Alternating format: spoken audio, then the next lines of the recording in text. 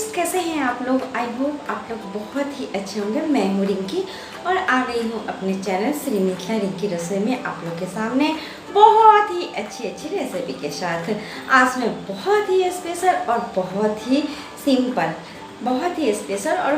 Simple मैं veg थाली बनाऊंगी, वो भी बिना लहसुन प्याज के, जो कि बहुत ही ये स्पेशल बनने वाली है क्योंकि मैं इसमें कोई ज़्यादा मसाला का यूज़ नहीं करूँगी और ना ही ज़्यादा ऑयल का यूज़ करूँगी। तो चलिए फटाफट ये स्पेशल रेसिपी आप लोग के साथ में शेयर करूँ।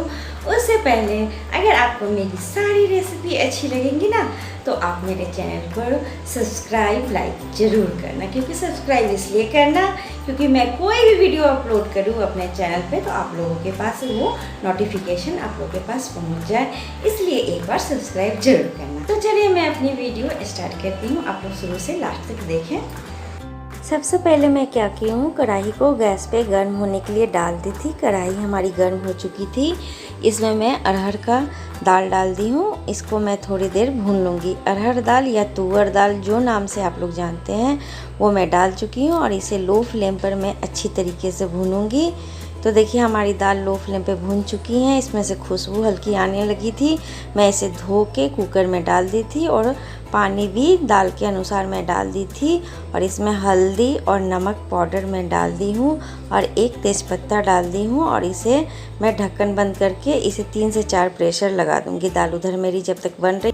और मैं अब मिर्ची फ्राई के लिए प्रिपेयर कर लेती हूँ। तो देखिए मैं मिर्ची को क्या की थी, थोड़ी बड़ी लंबी मिर्ची थी तो मैं हाफ कट कर ली हूँ और इसे हाफ बीच से चीरा लगा दी थी मिर्ची में।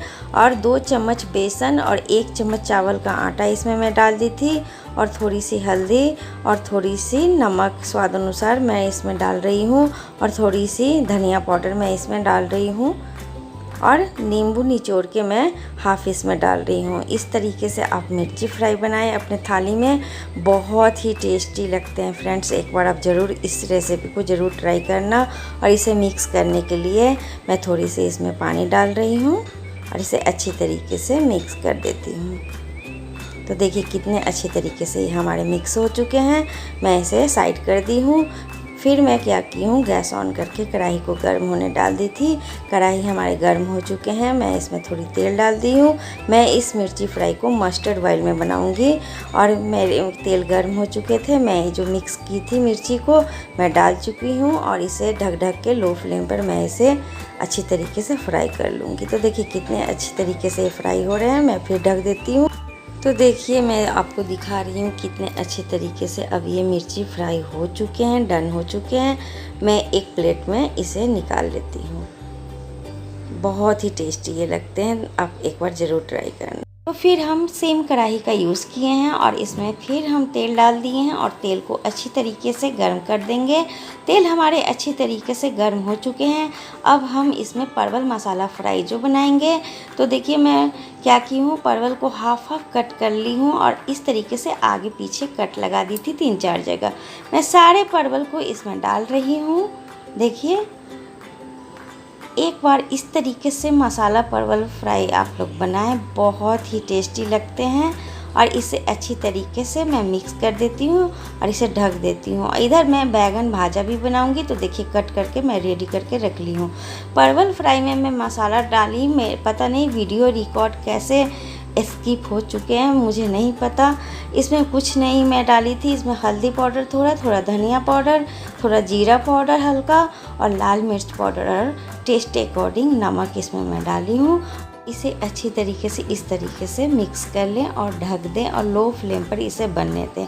जब तक उधर परवल मसाला फ्राई बन रहे हैं, इधर मैं बैगन भाजा जो बनाऊंगी उसमें मसाला सब डाल के मैं रेडी कर लेती हूँ। तो इसमें थोड़ा सा हल्दी पाउडर, थोड़ी सी लाल मिर्च पाउडर, टेस्ट अकॉर्डिंग नमक, थोड़ा सा धनिया पाउडर और थोड़ी सी मैं इसमें चीनी डालूँगी। थोड़ी सी चीनी के दाने में डालूँगी और इसे हाथ से इस तरीके से मिक्स करके और मैं इसे आधे घंटे के लिए छोड़ दूँगी। ये अब अच्छी तरीके से मिक्स हो गए हैं, इसे साइड करके रख देते हैं।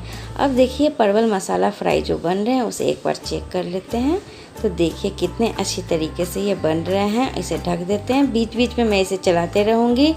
और इधर मैं कुछ आलू को बॉईल करके छिलके उतार के मैं रखी थी और इसके मैं अब चोखा बनाऊंगी और बहुत ही सिंपल तरीके से। तो देखिए इसे मैश करके मैं रख ली हूँ और देखिए इधर तब तक मेरे परवल फ्राई भी बन के डन हो गए हैं। देखिए बिल्कुल अब ये बन के डन हो गए हैं। मैं गैस ऑफ कर देती हूँ और इसे साइड करके रख देती हूँ। अब मैं गैस पे तड़का पैन चढ़ा दी हूँ। अब मैं चोखे के लिए मैं तड़का लगाऊंगी।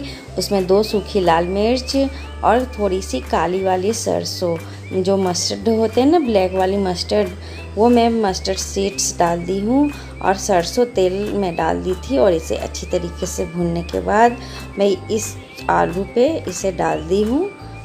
देखिए इस तरीके से। और मैं इसमें कुछ नहीं डालूँगी, थोड़े से स्वाद अनुसार इसमें नमक डालूँगी और इसे मैश करके, देखिए इस तरीके से मैश करके मैं साइड करके रख दूँगी। एक बार इस तरीके से आप आलू के चोखे बनाएं, बहुत ही टेस्टी बनते हैं। तब तक इधर देखिए मेरे दाल भी बन के रेडी हो चुके हैं।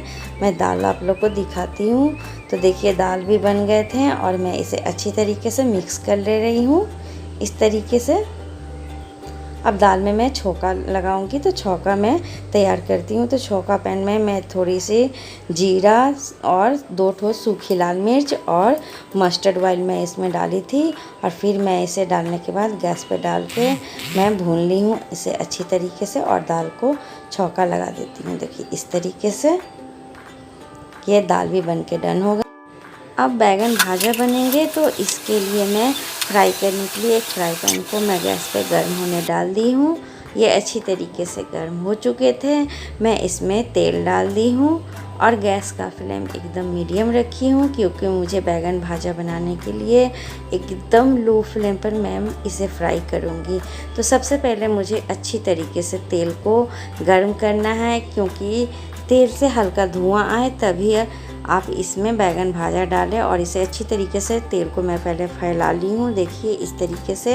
अब एक एक पीस में बैगन जो मसाला मिला के रखी थी मैं इसमें डाल रही हूँ इस तरीके से। एक बार में आपके जितने पीसेज आएँ उतना ही आप डालें। तो देखिए मैं इससे ज़्यादा नहीं डालूँगी, इसे ढक दी थी और मैं एकदम लो फ्लेम पर इसे फ्राई कर रही थी। करीब 3 मिनट्स हो गए थे और मैं अब पलट दे रही हूँ इस तरीके से। बहुत ही ये टेस्टी लगते हैं। ये बंगाल के तो फेमस डिश हैं, आप लोग एक बार ज़रूर ट्राई करना। मैं फिर ढक दी थी और फिर मैं बीच में एक बार चेक कर ले रही हूँ और इसे पलट दे रही हूँ। आप उलट पलट करके इसे फ्राई करें। अब मैं इसे ढक देती हूँ और चलिए चावल बनाती हूँ। इसके लिए मैं पानी को एक भगोना में रख ली हूँ और इसे गर्म होने के लिए मैं गैस पे दूसरी तरफ डाल दी हूँ। और इधर तब तक देखिए मेरे ये बैगन भाजे भी बन के डन हो चुके हैं। मैं गैस ऑफ कर देती हूँ और इधर देखिए दूसरी तरफ मैं पानी डाली थी तो वो भी गर्म बहुत ही अच्छी तरीके से हो गए हैं मेरे चावल बनने के लिए पानी। और मैं इसमें चावल जस्ट धो के रखी थी, पहले से नहीं रखी थी, और इसमें डाल रही हूँ और इसे मिक्स करके इसे ढक दूँगी। तो मैं ढक दी थी और गैस का फ्लेम एकदम लो रखी थी और बीच बीच में मैं ढक्कन हटा के इसे चला दूँगी। और इसे मैं बिना पसाए मैं ये चावल को मैं बनाऊंगी। आप लोग एक बार देखिए कितने अच्छे तरीके से ये बनेंगे। तो देखिए मैं बीच बीच में ढक के इसे लो, एकदम गैस का फ्लेम लो पे मैं इस चावल को बनाई हूँ। और देखिए अब ये बन के डन हो चुके हैं। आप इसे अब ढक के 10 मिनट छोड़ दें और फिर उसके बाद इसे 10 मिनट के बाद मैं थाली लगा के तैयार कर ली हूँ। देखिए स्पेशल वेज बिना लहसुन प्याज की थाली बनके रेडी हो चुकी हैं। चावल, बैगन भाजा, मसाला परवल फ्राई, चोखा मिर्ची फ्राई, अरहर की दाल, बहुत ही अच्छी थाली बनी। कैसी लगी ये सिंपल बिना लहसुन प्याज की वेज थाली की रेसिपी? आप लोग मुझे कमेंट्स ज़रूर करना। अच्छी लगी तो लाइक सब्सक्राइब ज़रूर करना। तो चलिए मैं अच्छी रेसिपी के साथ आप लोग के साथ फिर मिलती हूँ नेक्स्ट वीडियो में। तब तक के लिए bye bye, take care, love you.